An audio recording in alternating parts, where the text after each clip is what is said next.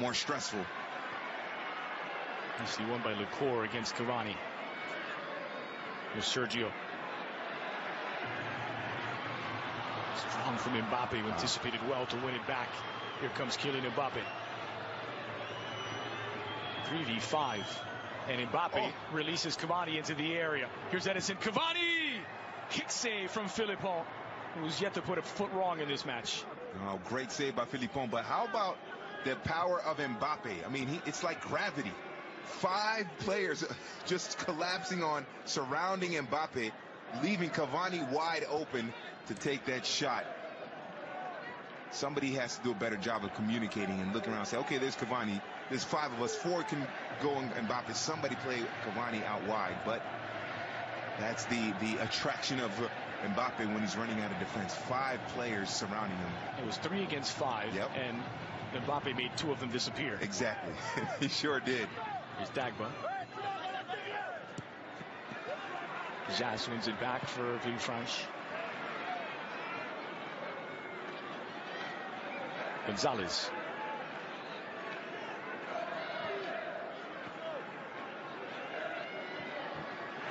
Nice sequence of passes here, and the through ball forward looking for Lem. Areola off his line, and it trickles into the gloves. That PSG backline is vulnerable because they are playing very high.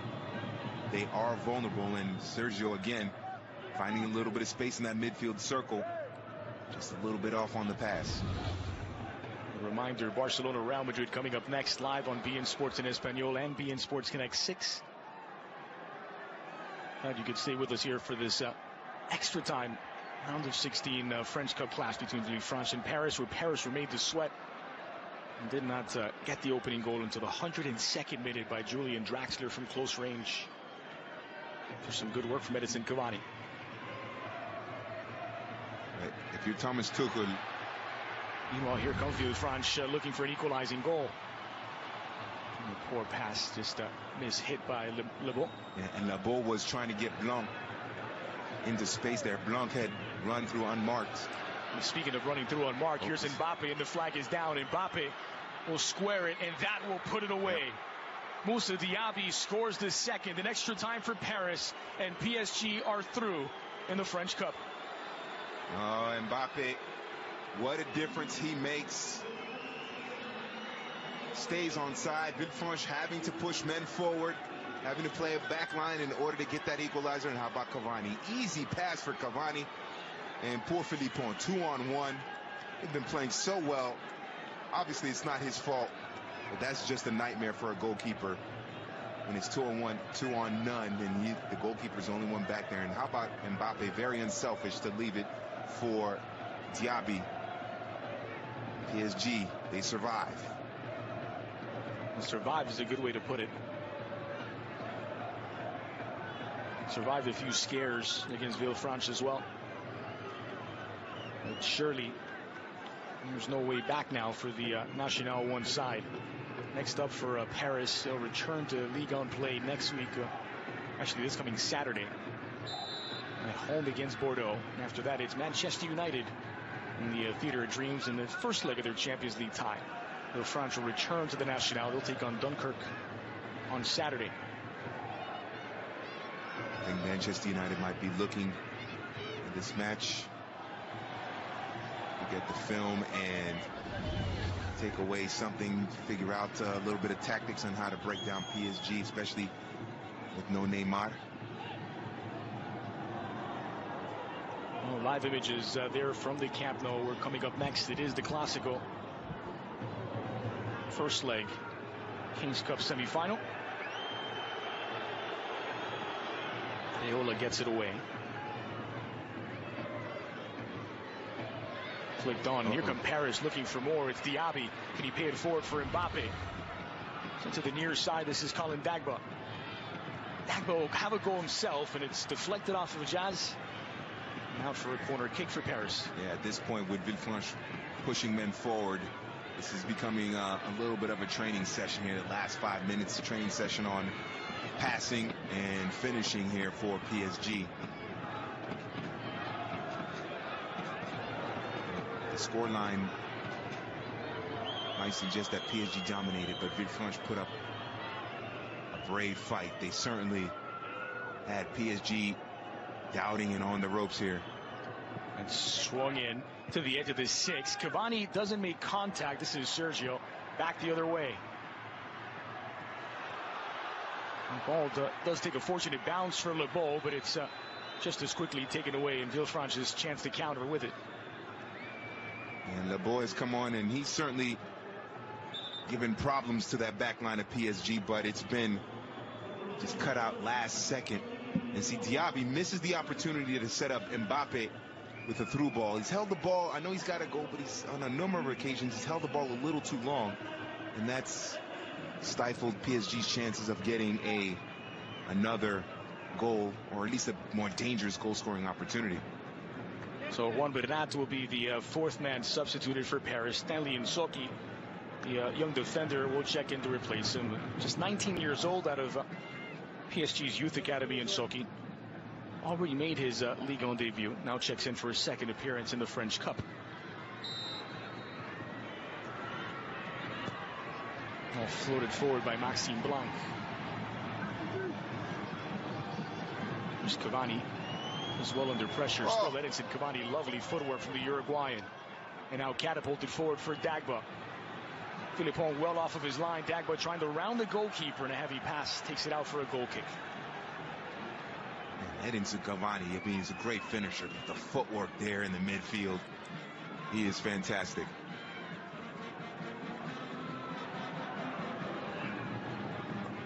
Once again, Maxime Blanc.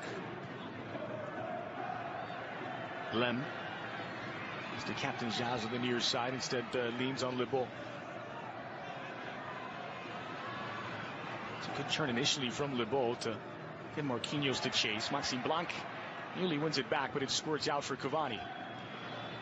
Quickly sent forward for Kylian Mbappe, who got a touch to settle. Here's Mbappe against an exhausted Gonzalez. Mbappe into the area. Square ball was on momentarily, and it's plucked out by Philippon. Poor Gonzalez. He's been running for 118 minutes, and then you have Mbappe running at you. He came on as a second half substitute. Only been on for about 30 minutes, so Gonzalez has acquitted himself well. He's performed well. Time running out for third division Villefranche. Lacour. A direct approach this time, sent to the edge of the area. Marquinhos nods it away from danger. Positive full debut for Leandro Paredes. The high line, looking to push forward and get a goal, and just an easy counter attack there for PSG. And Mbappe once again unselfish, leaving it for a teammate. Easiest finish of the season for Cavani, 3-0. And PSG, as you mentioned, Dre, they're moving on.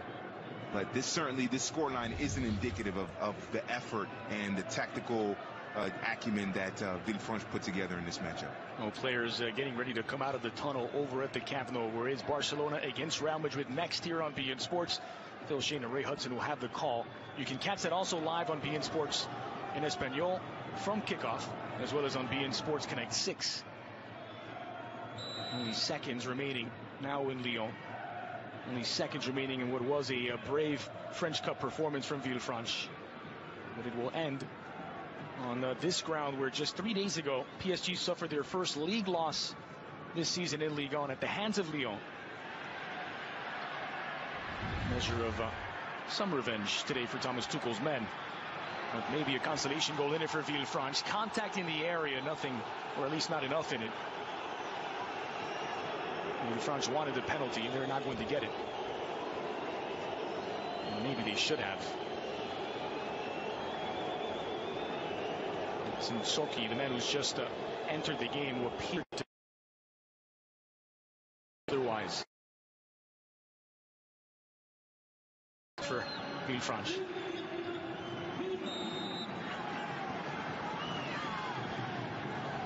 "120 minutes are up, only 60 seconds added on, and it's Nsoki who gets a touch. Another corner coming up for Villefranche. Well, at this point, even a consolation goal could be a good parting gift for the Championnat National side from the 3rd division of French football.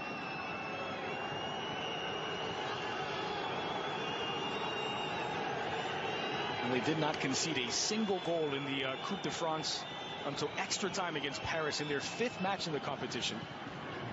And this is where they bow out. Tuchel, who himself was sent to the stands, was forced to call on both Mbappe and Cavani off the bench. A goal for Cavani, a couple of assists for Mbappe. Maybe some nervous moments, or a nervous moment of the season for Paris, heading into big matches in the Champions League and Ligue 1. The final score, Villefranche 0, Paris Saint-Germain 3. Coming up.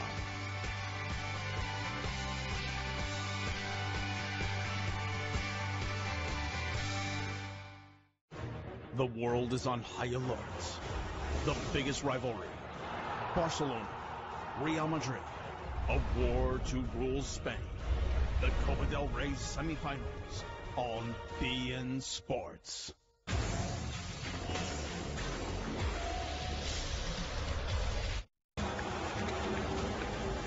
Well, everyone else out on the field, and Lionel Messi headed to the bench, but he is available if needed. And what a strange, curious cup run it has been. Hello, everybody, and welcome. The Camp Nou welcomes you, as do we at beIN Sports. And the Catalan fans in full voice. Here is how their army will step out onto the field against the capital city side. Cillessen unavailable due to injury, so Ter Stegen in between the pipes. About as strong a back line as they could get.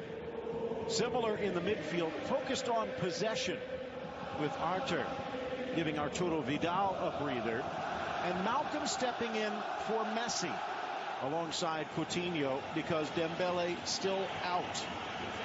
Cillessen, Dembele, Umtiti all missing, but Messi returning from injury. The two captains at midfield, Sergio Busquets and Sergio Ramos, who has had a bit of an Indian summer. Well, the two presidents shaking hands. See if either cracks a smile over the next 2 hours. Here is Real Madrid. Keylor Navas healthy again, and that makes everyone smile. Going back to the traditional is Santi Solari, Carvajal, and Marcelo on the flanks. That's not been a given of late. Casemiro, not.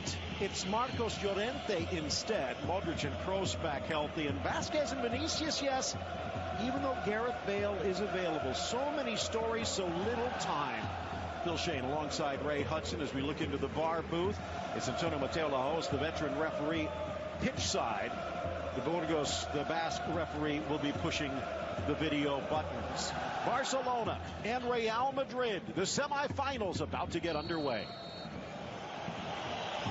Real Madrid in white, Barca in the red and blue, just the way it should be. Phil Shane and Ray Hudson, and we welcome you to a chilly Nou Camp. 55 degrees, clear skies, but maybe a bit of haze on the field. Here comes Vinicius, and he is going to be a key. At least Solari thinks so, Ray, starting him in place of Gareth Bale. A big confidence booster for the young Brazilian, and again, as you said in that early preview, Phil, Carvajal and Marcelo back in, going with experience over wonderful young vibrant talent in Reguilon and Odriozola.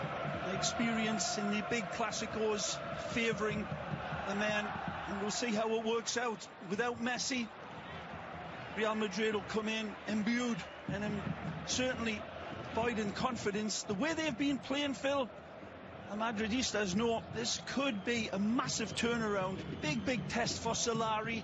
He's a calculated gambler, and he's taken the steps of putting in the tried and trusted and the world-class talent on both wing flanks. Give and go try that gets intercepted and played back to the big German.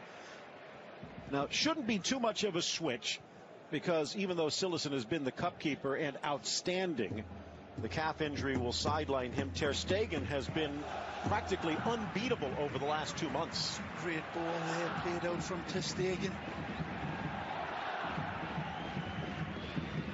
talked a little bit about these first legs of the Cup without Lionel Messi. Barcelona has been vulnerable in all of them.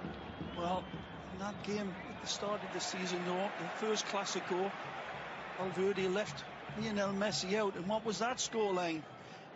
5-1. 8 to Barcelona. Although, Ray, that's the only win Barca has had in the last 5 home meetings against Real Madrid. For sure, but more importantly, it was a different Real Madrid, and of course Lopetegui in charge, and that was the straw that broke the camel's back. It's a different Real Madrid now. They've connected with their fans, they're connecting with each other, and they've got their top players playing vibrant football. And it's not as if the kids, when they came in, Odriozola and Reguilon, were fill-in players. They stood in there and they played right up to par. Coutinho a little too far advanced. Ray, let me ask you something, not necessarily a game tactic, but a cup tactic situation as to whether Barcelona will approach this any differently than they have the first legs of their earlier ones, and the fact that the second leg comes just before they meet again at the Santiago Bernabeu in a league match. So 2 straight Clásicos on enemy ground. Long ball forward, flag comes up. Does Valverde need to be more aggressive, more of a gambler here today, which is against his nature? No, I don't think he does. He's got to have to play it in a really poker hand. He's had a lot of big decisions to make today against the Real Madrid team that's playing great, but he wasn't going to risk Messi in that situation. And the rest of the players that have filled in really did have a good standout games against